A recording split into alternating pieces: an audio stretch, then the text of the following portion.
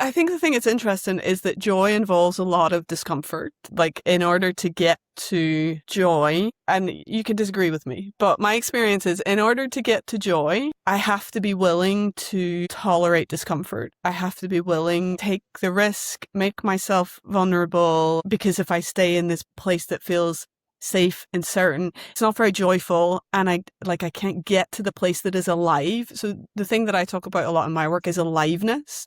Like, I'm always trying to follow the spark of aliveness, follow what is alive in my work, in my life, in my relationships. And aliveness means you get all the emotions. So you get the joy, but your capacity for joy is equal to your capacity for discomfort and grief and all of those. Like, you have to be willing to kind of move through those emotions. But I don't want to spin this as, well, I just decided that I would have this capacity for all of these emotions and take these risks. Actually, my experience was I found it intolerable to be where I was. I found it almost like physically intolerable to keep doing what I was doing and be in that world. And sometimes I have conversations with people who, have jobs and careers and things like that. And they'll talk about like, oh, you run your own business. That's really brave. And I'm like, oh, I'm not brave. I am unemployable. I do not know how to do anything other than what I'm doing. Like, I just can't.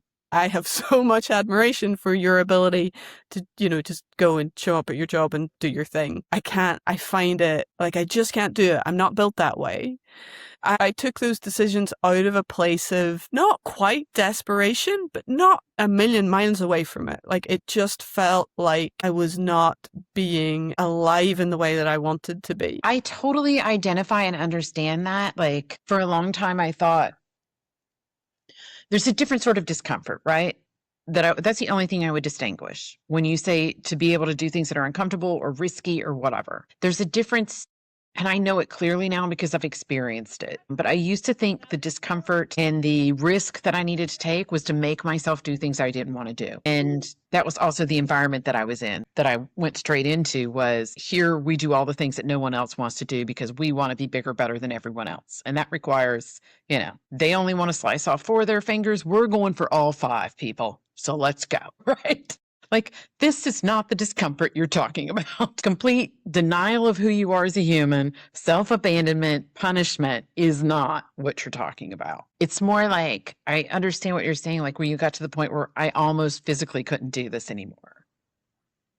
Because that's where I was in the mortgage industry. And then when I started into marketing, and then it came to a point there, I was like, it was a lot quicker there because I had started to listen to myself and trust myself. So it came a lot quicker when I was like, I got up one day and I was getting ready to do some work for a client. And I was like, I don't want to do this. Why am I doing this? And it's not that I couldn't or that I was forcing myself or, like back in the sales where we would like force ourselves to make 100 cold calls a day. That was some kind of genius, whatever. It wasn't that, but it was still not me. I'm like, I can do this. I do like parts of this, but me is still going, why are we doing this again?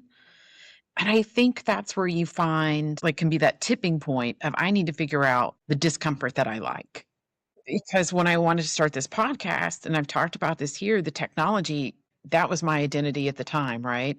You want to talk about weeds that need to be pulled in your identity. My identity was, well, I'm terrible at tech, so how am I going to do this without driving myself crazy? So I slowly picked it apart where I found each piece that works well for me. And, this morning I was going to record in my home office. I wasn't able to. It took me 5 minutes to sit down here in this room and put this together. But because I took that discomfort but not the identity of I can't. I think that's kind of what you're trying to piece through and make clear. There's a big difference between saying I want to learn something new, I want to become the fullness of myself, which is going to feel uncomfortable, and forcing yourself, to do something you just really isn't you, that you hate doing.